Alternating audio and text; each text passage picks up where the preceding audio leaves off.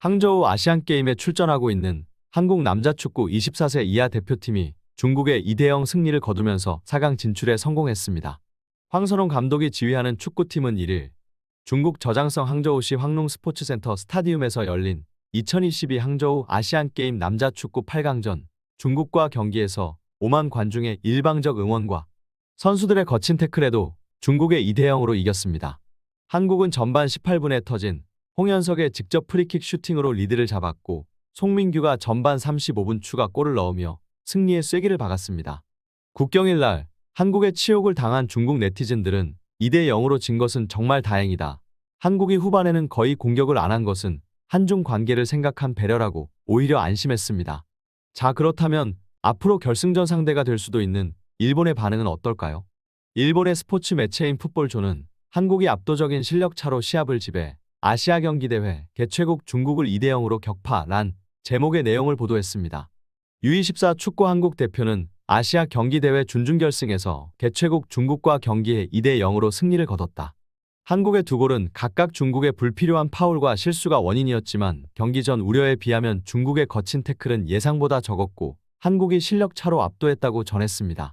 준결승에 나선 한국은 10월 3일 우즈베키스탄과 경기가 예정됐는데 여기서 이기면 결승에서 일본과의 경기 가능성이 높아지고 있다고 매체는 보도했습니다. 다음은 일본 누리꾼의 반응입니다.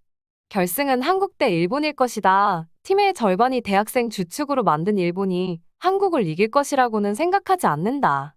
이번 대회에서는 한국이 실력적으로는 최상이라고 생각합니다만 일본이 이길 가능성이 충분히 있습니다. 그 이유는 이 대회에 대한 정신적인 중압감 때문입니다. 일본은 절반이 대학생 U22 이하의 팀이지만 한국은 24세 이하로 진심으로 우승을 노리고 우승하면 병역 면제되는 상황입니다. 일본은 한국에 비해 편한 입장에서 도전자적인 입장에 있습니다.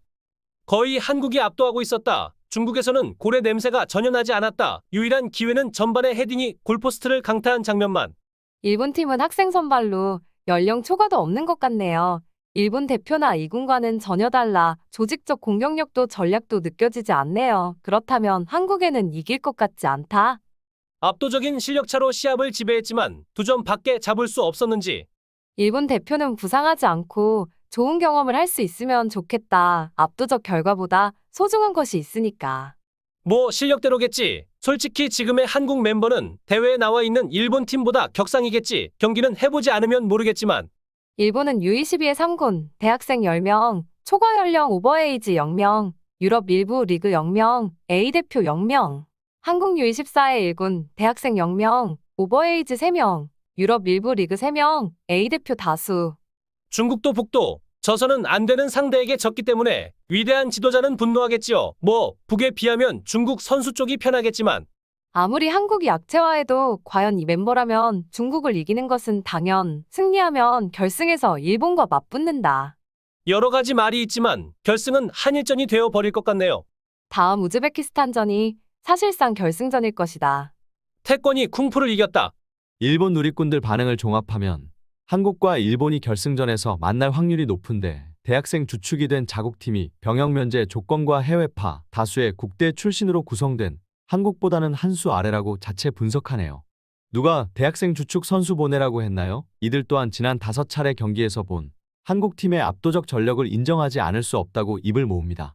아무리 한국 축구팀을 비꼬려 해도 실력의 본질을 비꼴 수는 없나 봅니다. 오히려 한국과 비교가 안 될 어린 일본팀을 걱정하고 있습니다.